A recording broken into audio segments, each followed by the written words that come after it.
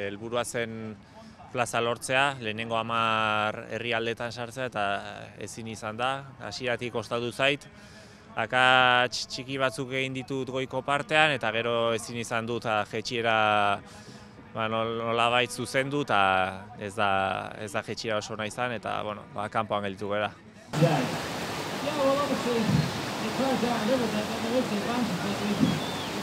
Denboraldi osoa izan da nahiko kaskarra, lehiaketetan kostatu zait ritmo hartzea eta nik uste dut ez duala dena ematea eta lortu, esan dut gehiago emateko gauza naizela eta ezin izan dut, ez dakit.